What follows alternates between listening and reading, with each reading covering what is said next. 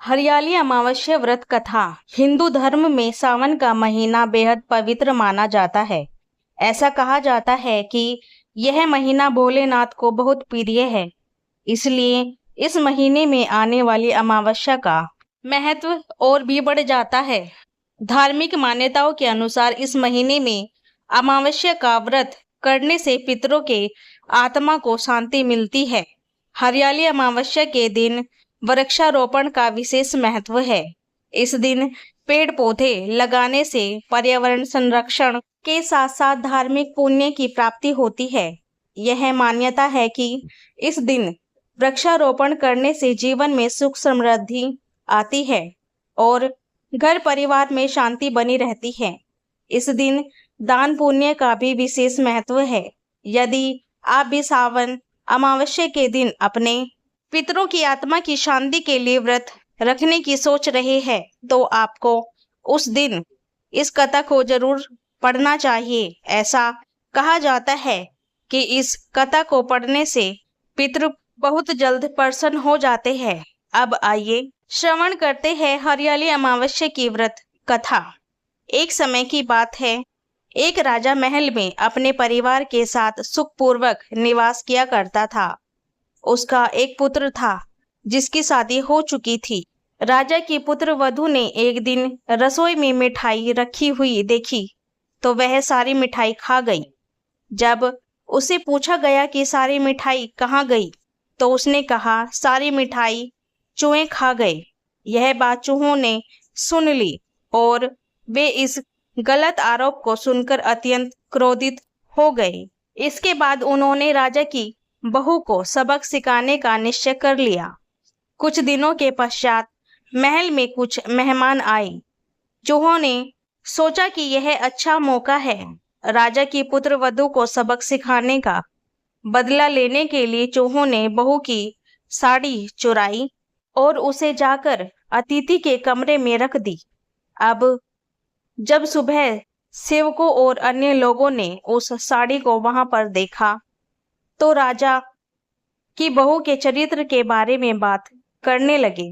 यह बात आग की तरह पूरे गांव में फैल गई।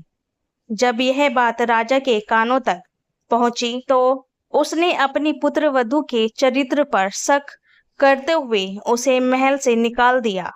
राजा की बहू महल से निकलकर एक झोपड़ी में रहने लगी और नियमित रूप से पीपल के वृक्ष के नीचे दीपक जलाने लगी। इसके साथ ही वह पूजा करके गुड़धानी का भोग लगाकर लोगों में प्रसाद वितरित करने लगी। इस प्रकार कुछ दिन बीत जाने के बाद एक दिन राजा उस पीपल के पेड़ के पास से गुजरे जहां उनकी बहू हमेशा दीपक जलाया करती थी।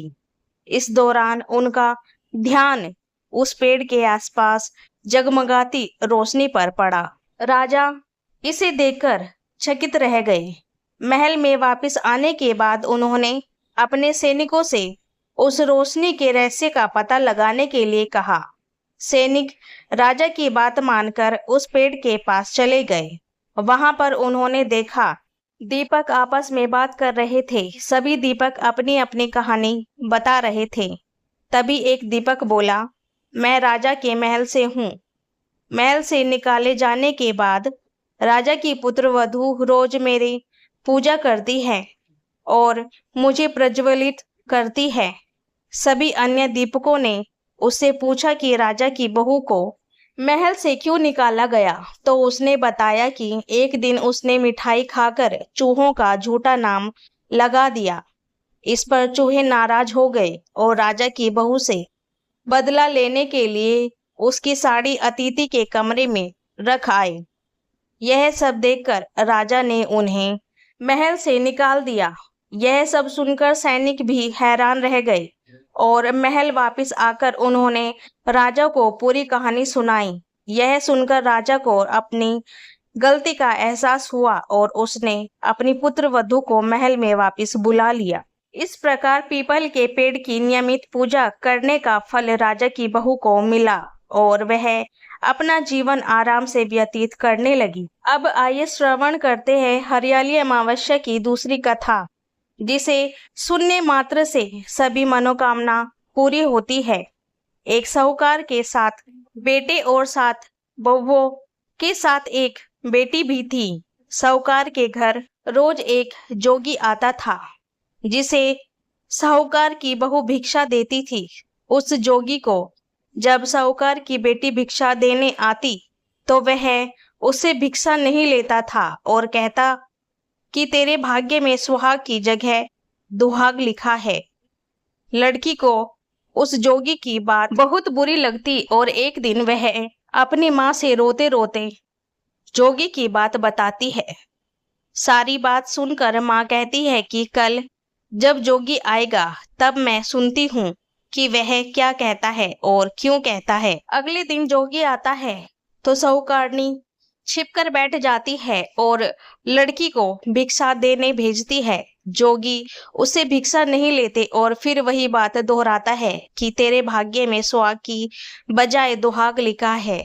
लड़की की माँ बाहर निकल कर आती है और जोगी से कहती है कि एक तो हम तुझे भिक्षा देते हैं और तू हमें गाली देता है। जोगी कहता है कि मैं गाली नहीं दे रहा हूँ, जो बात सच है वही कह रहा हूँ। इसके भाग्य में जो लिखा है मैं वही सच बता रहा हूँ।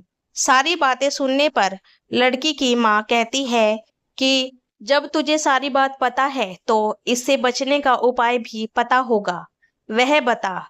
जोगी कहता है कि 7 समंदर पार एक धोबन रहती है जिसका नाम सोना है। वह अमावस्या का व्रत करती है। अगर वह आकर इसे फल दे तब ही इसका सुहाग टल सकता है, अन्यथा विवाह के समय सर्प के काटने से इसके पति की मृत्यु हो जाएगी। सारी बात सुनकर माँ रोने लगी और सोना धोबिन की तलाश में निकल गई। चलते चलते रास्ते में तेज धूप पड़ रही थी, जिससे बचने के लिए वह एक पीपल के वृक्ष के नीचे बैठ गई। उसी वृक्ष पर एक गरुड़ के बच्चे अपने घोंसले में थे।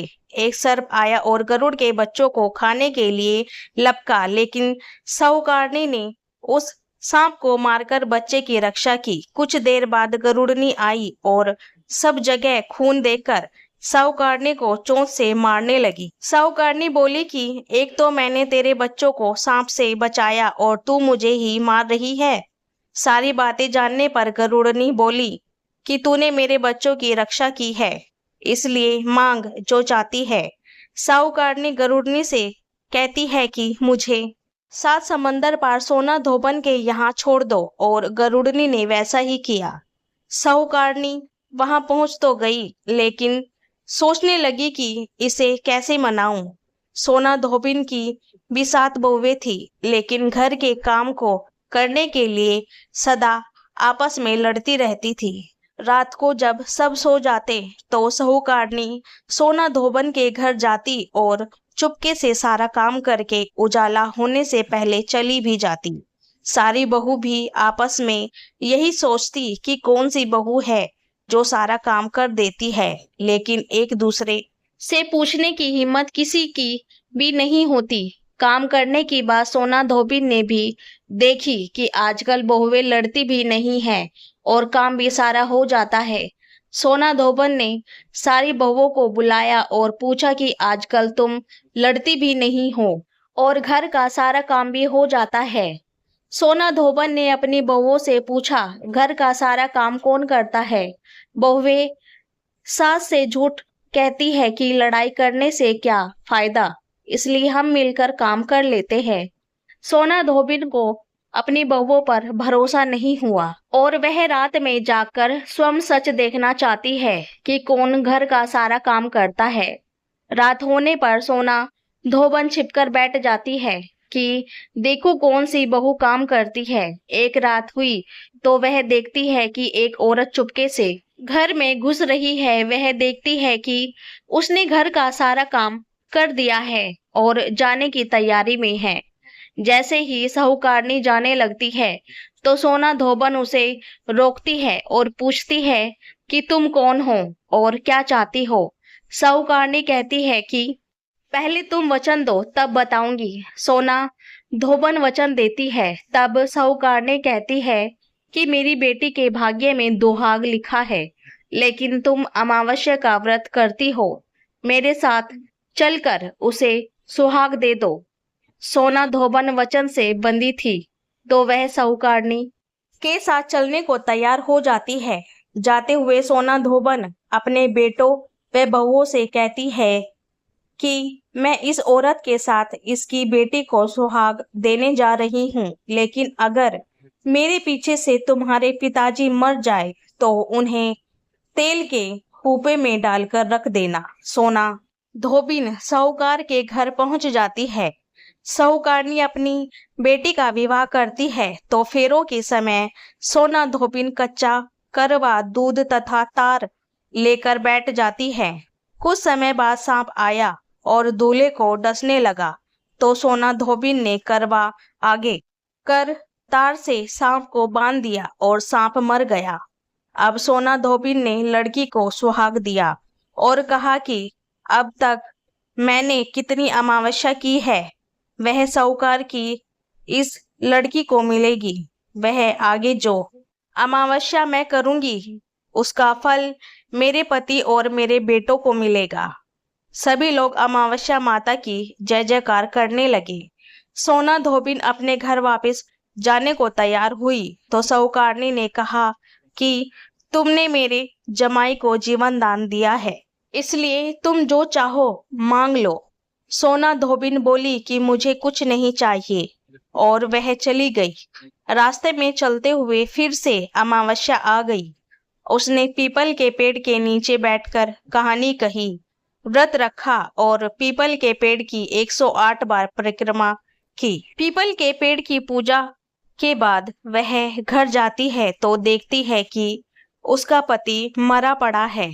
अब रास्ते में जो अमावस्या उसने की थी उसका फल अपने पति को दे दिया, जिसके भाग्य में वह पुनः जीवित हो गया। सब कहने लगे कि तूने ऐसा क्या किया जो तेरा पति जिंदा हो गया। वह कहती है कि मैंने तो ऐसा कुछ नहीं किया है, बस रास्ते में अमावस्या तिथि आ गई थी जिसका मैंने व्रत किया है। कहानी कही और पीपल के वृक्ष की 108 बार परिक्रमा की। अब सारी नगरी में ढिंडोरा पिटवा दिया गया कि हर कोई अमावस्या का व्रत करेगा, पूजा करेगा, कहानी कहेगा और पीपल के वृक्ष की 108 बार परिक्रमा करेगा। हे अमावस्या माता, जैसा आपने साहूकार की बेटी का सुहाग दिया वैसे ही सबका देना। हर हर महादेव। जय अमावस्या माता।